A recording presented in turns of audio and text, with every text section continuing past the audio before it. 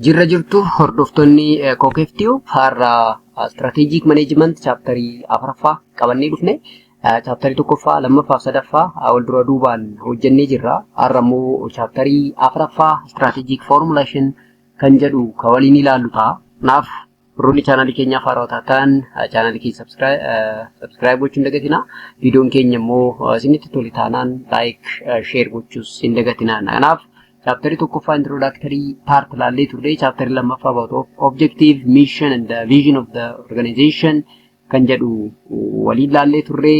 Chapter sadaffaa irratti immoo waa'ee the SWOT analysis or environmental analysis kan jedhu laallee turre. Har'a immoo chapter afuraffaa strategic formulation kan jedhu waliin kan ilaallu ta'a. So the nature of strategy analysis and the choice or strategy formulation includes a different process. So process hedduu qaba strategy formulation ini. Kanaaf processonni sunni maayinni kan jedhu seeraan kan waliin ilaallu ta'a jechuudha. So strategy analysis and the choice seek to determine an alternative course of action that could best enable the firm to achieve its mission and objective. Maarri strategy formulation gaafa jennu objective fi missionii keenya galmaan geessuudhaaf adeemsi yookaan daandiin irra deemnu sun yookaan strategy nuti fayyadamnu suni maayinni akkamitti baasna yookaan immoo strategy nuti baasnu sun immoo best enable to achieve our objective in the mission akka ta'e immoo maaliin beekna kan jedhu ilaalla. Kana gochuuf inni jalqabaa strategic analysis and the choice dha. Kanaaf alternative hedduun jiraachuu danda'a. Alternative hedduu jiru sana keessaa kan objective keenya galma geessuuf nu fayyadu filachuun dandeettii guddaa gaafata jechuudha. So the first generating and selecting strategy and needs as strategists. Strategists never consider all visible alternatives because there are infinite number of possible ways to implement an action. Kanaaf alternative waan jiruuf yookaan immoo choice waan jiruuf qofa choice hunda hin fudhannu jechuudha. Kanaaf strategistiin sirriitti choice nuti fudhannu kan objective keenya galmaan geessuu danda'u ta'uu qaba malee whatever the infinite number of possible way are there, you have to prefer the best strategy. So a manageable sets of this most attractive alternative strategy must be developed. Kanaaf gaafa strategy develop goonu immoo long term objective and short term objective keenya adda baafnee beekuu qabna. Long term objective gaafa jennu present the result expected from pursuing certain strategy and the time frame for objective and strategy should be consistently 2 to 5 years. Kanaaf long term objective gaafa jennu objective waggaa 2 hanga 5 gidduutti galmaan geessuu barbaannu sana jechuudha. Objective sun immoo maal ta'uu qaba jennaan measurable ta'uu qaba, realistic ta'uu qaba, obtainable, understandable, again quantitative ta'uu qaba, kan madaalamu lakkoofsaan ibsamu ta'uu qaba, hierarchical order qabaachuu qaba, akkasumas congruent across the department. Kanaaf departmentoota garaagaraatu jira dhaabbata tokko keessatti kanneen departmentii sana ilaallatu kan madaalu ta'uu qaba jechuudha. Not managing by objective gaafa jedhu strategy should avoid managing by extrapolation. Adhere to the idea is to keep or doing what the same thing in the same way because things are going well. Kanaaf gaafa hojii hojjennu extrapolate gochuu hin qabnu jechuudha. Sababa hojiin daandii sirriitti deemaa jira nutti fakkaata waan ta'eef kallattii maan without any strategy hojii sana fuudhuu akka barameen akka deemu gochuun nurra hin jiru jechuudha. Yeroo hundaa creative, yeroo hundaa manipulate, yeroo hundaa change gochuu danda'u qaba strategistiin tokko jechuudha. Inni biraa managing by crisis. Kana jechuun based on the belief that the true measure of really good strategy is the ability to solve problem. Erga problemiin dhufee booda problemii sana solve waan gochuu dandeenyeef qofa best strategist jedhamuu hin dandeenyu. Kanarraa osoo problemiin yookaan crisis sun hin uumamin dura strategy problemiin akka hin uumamne dandeessisu baasuu danda'u qabna jechuudha as a strategist. Inni biraa managing by subjectivity hin barbaachisu. Build an idea that there is no general plan for which way to go or what to do. Just to do the best you can accomplish what you think should be done. Kanaaf subjectivity titiin manage gochuun qabnu jechuudha. Yes, it must be objective plan qabaachuu qabna jechuudha. Inni biraa managing by hope ta'uu qabu jechuudha. Based on the fact the future is laden with a great uncertainty that if we try and do not succeed then we hope our second or third attempt will be succeed. Kanaaf yeroo hunda managing by hope ta'uu qabu jechuudha. Future keenya sirriitti forecast gochuu danda'u qaba jechuudha managerii tokko. Maaliif har'a successful ta'uu dandeenya boru garuu waan ta'uu hin beeknu. Kanaaf successiin har'aa boruudhaaf guarantee ta'uu akka hin dandeenyes beekuu qabna jechuudha. So the comprehensive strategy formulation framework, strategy formulation technique can be integrated into three stages. Sadii qaba. Jalqabaa input stage dha, inni lammaffaan matching stage, inni sadaffaan immoo decision stage. Input stage gaafa jennu input stage summarize the basic input information need to formulate strategy. Strategy tokko formulate gochuudhaaf inputiin nu barbaachisu maa inni kan jedhu sana kan ittiin beeknu input stage jennaani. Stagein kun immoo IFA matrix, IFA matrix, competitive profile matrix or CPM matrix isaanan kanneen fayyadama jechuudha. Maa inni isaan kan jedhu gara fuulduratti kan ilaallu ta'a. Maa inni IFA matrix, IFA matrix and CPM maa inni kan jedhu ilaalla. Garuu they are used for what as input stage irratti akka fayyadaman akka nu fayyadan beeka. Inni lammaffaan stage 2 irratti maaltu ta'a? SWOT analysis hojjenna jechuudha. Strengths, weakness, opportunity in the trade. Kanaaf SWOT matrix ni fayyadamna. Strategy, position, the action evaluation or space matrix. Again, Boston consultancy matrix, which is BCG matrix, internal external matrix or IFA matrix, and the grand strategy matrix. Fayyadamna yeroo stage lammaffaarratti isaan kunniin maa inni kan jedhu tokko tokkoon isaanii gara fuulduraa kan ilaallu ta'a jechuudha. Stage sadaffaa is the decision stage dha. Decision stage irratti yeroo baay'ee single technique qabna. Technique decision stage irratti nu fayyadu quantitative strategic planning matrix or QSPM matrix.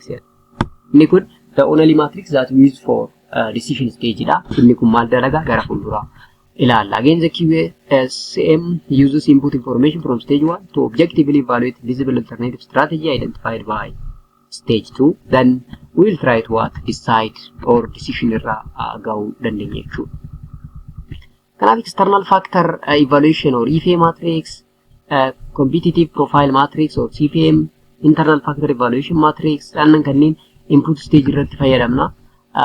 SWOT analysis or SWOT matrix, BCG matrix, space matrix, grand strategy matrix kan jedhu immoo matching stage irratti akka fayyadamuu fi the only matrix that we use for decision stage immoo quantitative strategy planning matrix akka ta'e qabachuu qabdu jechuudha. Kanaaf tokko tokkoon isaanii ilaalla jechuudha. So the input stage contain IFA matrix, external factor evaluation matrix, internal factor evaluation matrix. CPM provide basic input information for matching and decision stage.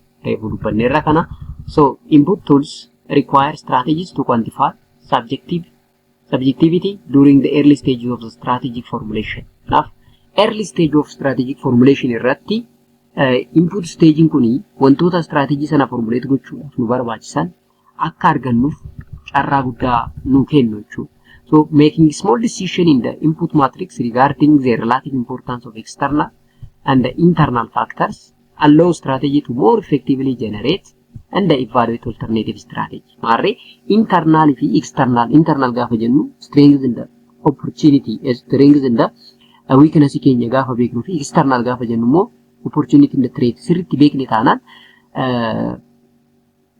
yaada garaagaraa kanneen generate gochuu fi evaluate alternative jiru sana evaluate gochuudhaaf hin rakkannu jechuudha. Kanaaf adeemsa kanaanii input stage keenya irratti internal external environment keenya sirriitti analyze goone input for matching stage itti akka dabarnu taasisa jechuudha.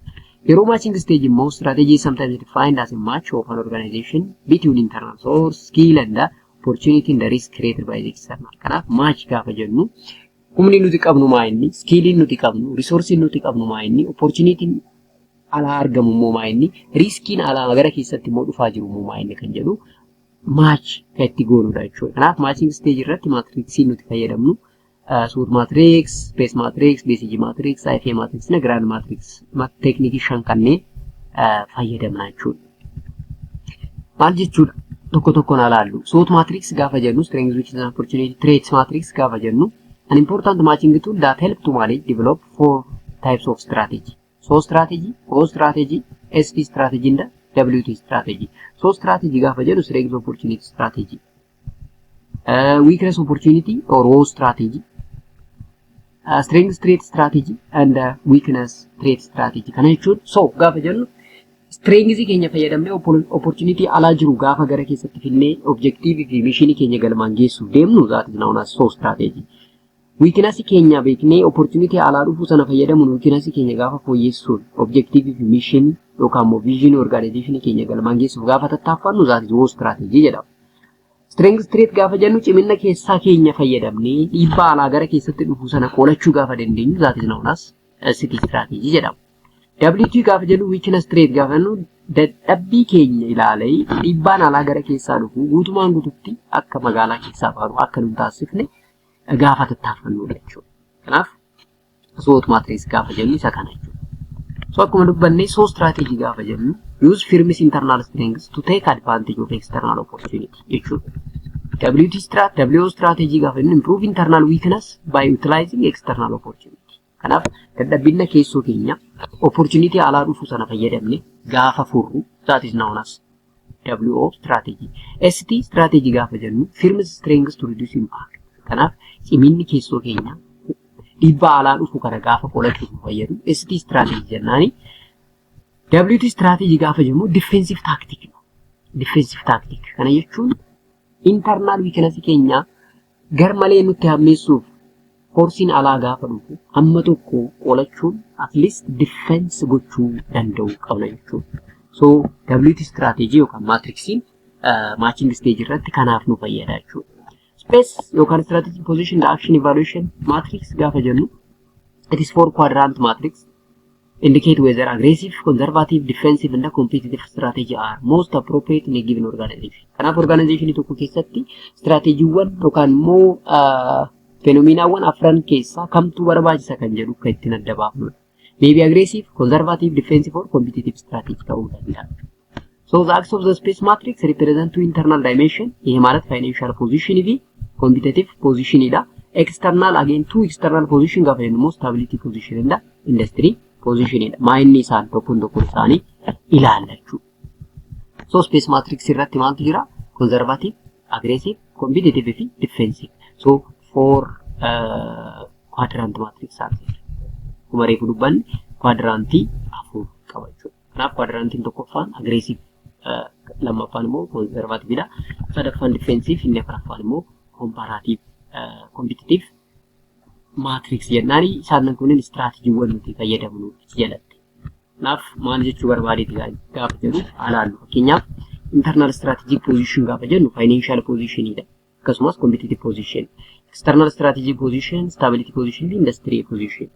So financial position gaafa jennu return on investment keenya maal fakkaata? Liquidity nuti qabnu maa inni? Working capital keenya meeqa? Cash flow keenya hoo? Objective keenya galmaan geessuuf nu fayyadamu nu fayyadu. Investment turnover keenya maal fakkaata? Earning per share keenya maal fakkaata? Kan jedhu kan nutti himu internal strategy yookaan financial position keenya jechuudha. Gara competitive position itti gaafa dhufnu market share nuti qabanne maal fakkaata? Product quality keenya akkami? Kompitaataroota keenya wajjin gaafa ilaalamu maal fakkaata? Life cycling product keenya garamitti jira? Yes, customer loyalty keenya hoo? Akkasumas technology know how.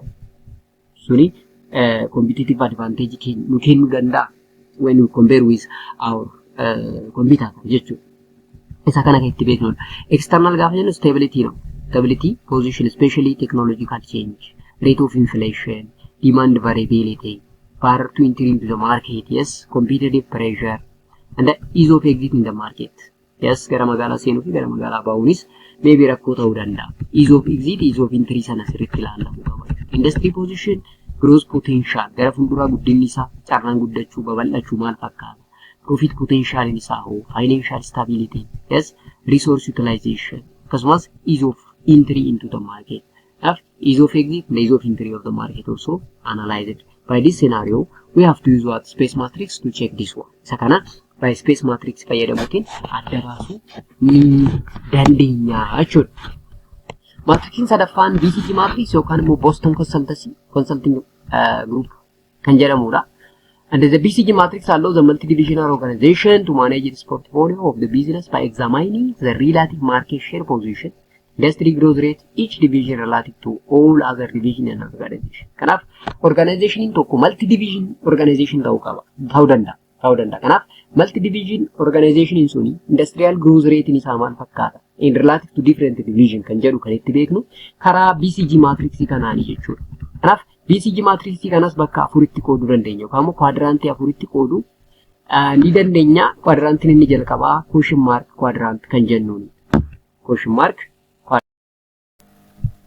so question mark quadrantiin kuni question mark gaafa jedhu BCG maal jedha division in the quadrant 1 have a low relative market share position yet they compete in high growth rate in growth industry. Look gaafa gara magaalatti jalqabatti gaafa seennu maybe kompiyuutaroonni keenya gar malee humna guddaa qabaachuu ni danda'u. Nuti immoo market share nuti qabanne yookaan magaalaa sana irratti share nuti qabnu baay'ee xiqqaa ta'uu danda'a jechuudha. Isa sanaan quadrant 1 or question mark jennaan jechuudha. Kanaaf maaliif mallattoo gaafii ta'e yeroo jalqaba gara magaalatti seennu dominaansii argachuu dhabuu dandeenya, piroodaaktiin jiraachuu danda'a, dhabamuu danda'a, kastamariin jiraachuu dhabuu danda'a, even kasaaruu dandeenya. Sababa sanaa fi mallattoo gaafii keessa jiraachuudha biizinasiin keenya. So the business are a question mark because the organization must decide whether to strengthen them by pursuing intensive strategy like market penetration, market development, product development to sell them. Kanaaf strategy garagaraa fayyadamuutiin magaalaa penetrate goonee seenuu danda'uu qabna. Product haaraa dhiyeessuu danda'uu qabna. Akkasumas product kan biraa develop gochuu fi product develop goonee sana immoo gurguruu danda'uu qabna jechuudha. Isa sanaan question mark jennaan. Inni lammaffaa staariidha. Star yeroo baay'ee quadrant lammaffaa. Naannoo kanatti egaa high relative market share qabna, high industry growth rate qabna. Akkasumas substantial investment to maintain strength of their dominance. Amma dominance almost argachaa jirra. Magaalaan keenya gar malee babal'achaa jira. Kastamariin keenya nu beekanii jiru. Kanaaf amma product garagaraa investment keenya babal'isuutiin gara magaalaatti dhiyeessuu danda'uu qabna. The appropriate strategy for star are forward, backward, horizontal integration, market penetration, market development and the product development. Sannan kunniin istiraatiijiiwwan nuti magaalaa sana keessa cabsinee seennee piroofitii guddaa ittiin argannudha jechuudha. Cash cow inni quadrantii sadaffaan immoo cash cow jedhama. Have a high relative market share position but compete a low growth rate industry. Yes. Naaf asirratti market share positioning keenya guddaa ta'uu danda'a relatively garuu low growth industry keessa jirra. Low growth industry keessa jirra. So now I'm a decline phase irra jirra jechuudha almost. So the appropriate strategy for cash cow the product development or diversification may be attractive strategy for the strong cash cow. Kanaaf naannoo kanarratti maaltu ta'uu qaba? Amma magaalaan keenya gadi kufaa jira waan ta'eef product diversification gochuu qabna. Maaliif customer keenya attract gochuudha jechuudha. Attract gochuudha. Inni dhumaa dog kan jennuunidha. Inni kun sadarkaa dhumaa jechuudha yookaan immoo fourth quadrant they have a low relative market share position, compete low or no market growth industry. Guutumaan guutuutti market growth rate keenya gadi bu'ee gara kufaatitti deemaa jirra jechuudha. Decline phase irra geenyeerra jechuudha. So they are dogged in the firm portfolio because of their weak internal and external position. This business are often liquidated. Kanaaf maal ta'uu qaba jechuudha? Cufamuu qaba jechuudha. Devastated, trimmed down through the retrenchment. Kanaaf retrenchment is a strategy to liquidate our business. Amma sadarkaa kanarra gahee taanaan businessiin keenya immediately cufnee magaalaa sana keessa ba'uu qabna jechuudha. So kanaaf BCG matrixiin egaa kana fakkaata. Question mark kan jennuuni ishee kana star cash cow and the dog kan jennu kana strateejiiwwan kunniin maal gochuu danda'uu qabna. Fakkeenyaaf jalqaba irratti market penetration, market development, product development and diversification kan jedhu strateejiidha jechuudha. Strateejii market share keenya itti babal'ifnu, product itti argamu, customer keenya ittiin cimsinu. Star irratti gaafa geenyu backward and forward, market penetration, product development isaanin kunneen again strateejiidha. Gara dhumarra gaafa geenyu immoo akkuma reefu jennee liquidation sadarkaa jedhamurra gahudha jechuudha.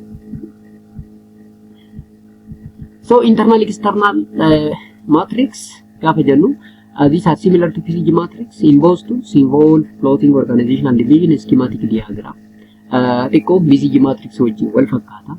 Also the size of each circle represents the percentage sale contribution of each division and the piece highlights reveal the percentage profit contribution of each division in both PCG and EE matrix. Here asirratti immoo profit division and the market share division keenya kan ittiin beeknudha jechuudha. But there are some important difference between the two.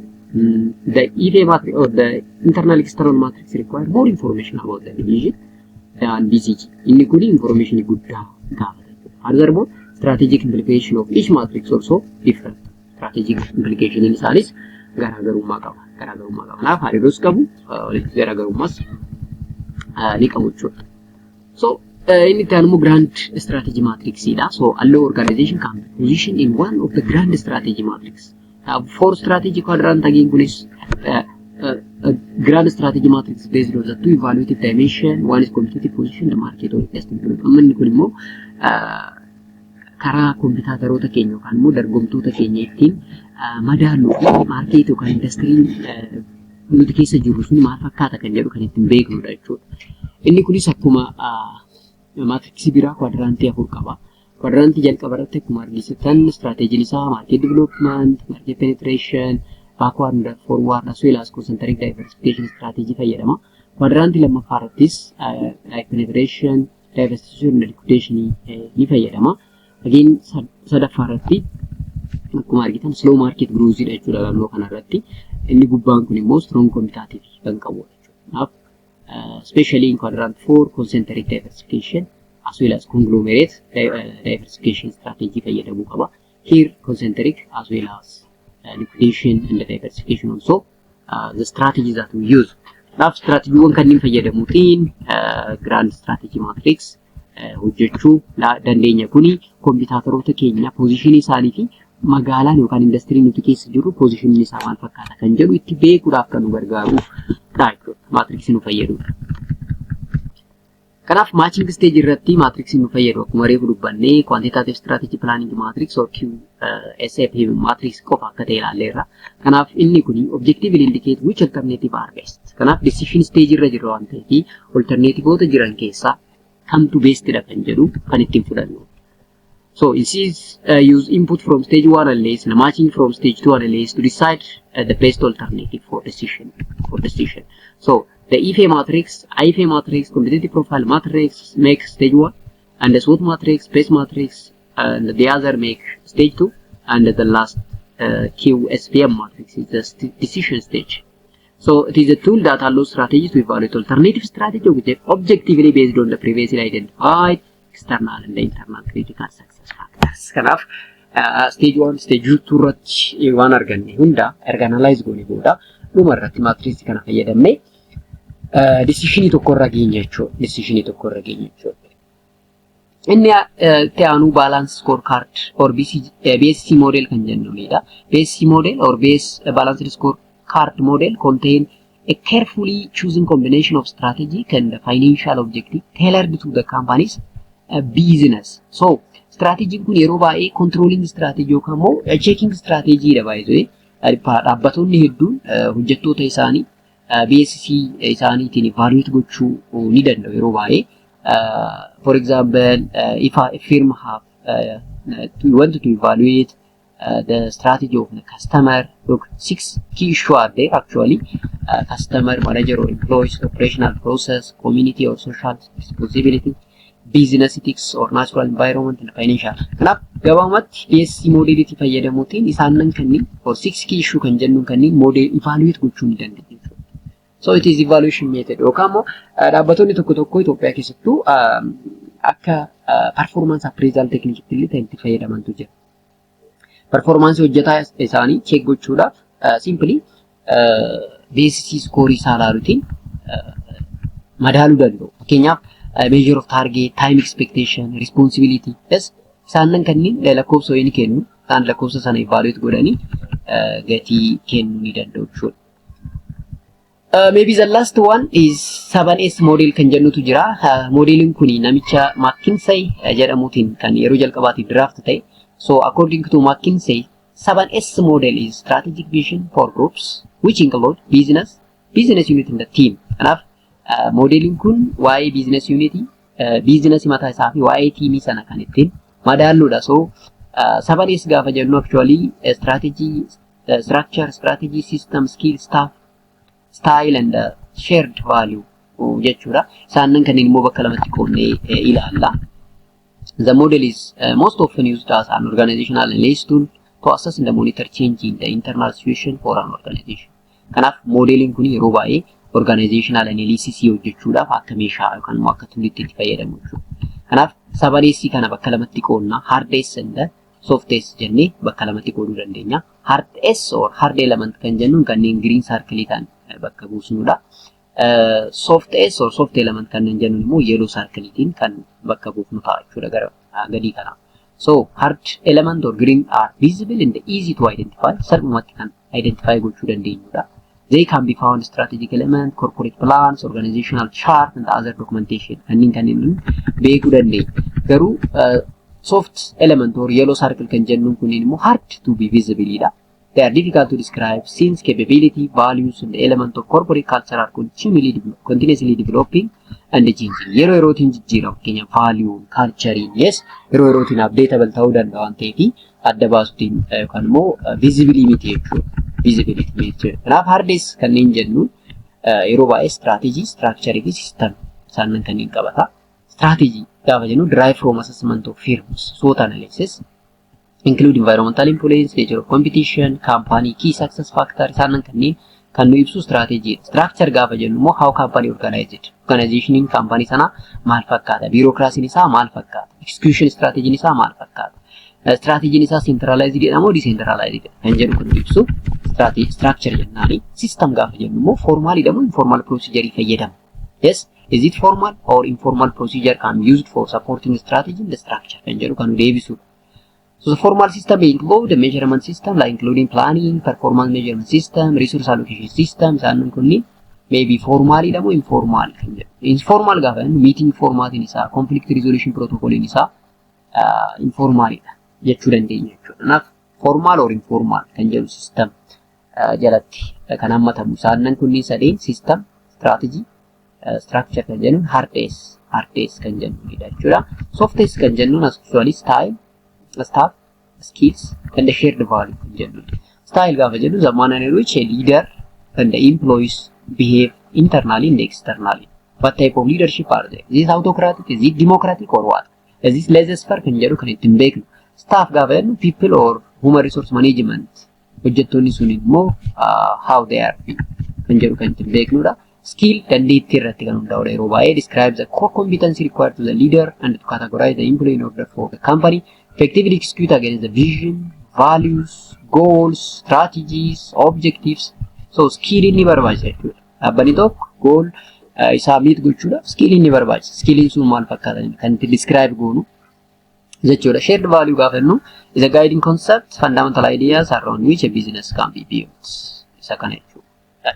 Kanaafuu dhumaa galatti modeling kuni waa'ee dhaabbata kanaa kan nuuf dhaabbata keenya ka organization tokko sirriitti kan nu ibsu. So model is based on the theory that for an organization to perform well, the 7 elements need to be aligned and mutually what? Reinforced.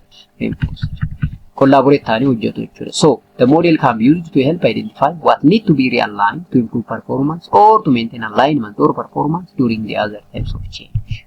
Naaf gaafa changing barbaachisu yookaan immoo changing bakka kamitti akka barbaachisu sirriitti kan ittiin beeknu erga 7S kan sirriitti ilaallee goona jechuudha. Organizationin 7S strategy kanneen sirriitti well equipped yookaan immoo sirnaan ijaare that is organizationii bu'aa qabeessa akka ta'u beekamaadha jechuudha. Beekamaadha. Kanaaf isaan kanneen bifa kanaan ibsuu dandeenya reefu dubbanneerra one that is what hard is known as strategy, structure, and the system yeroo hundaa green akka ta'anii fi soft strategy kan jennu skills, staff, style, and the shared value namichi McKinsey jedhamu kuni bifa kanaan ibsee jira jechuudha. Kanaaf walumaa galatti chaapteriin kun strategic formulation kan jedhu kana fakkaata. Chaapterii 5ffaa strategic implementation kan jedhu yookaan strategy in action kan jedhutiin hamma walitti arginutti hamma tokko waa irraa bartanii akka jirtan abdiin qaba. Chaapterii 5ffaatti nama wal arginutti ni nagaatti.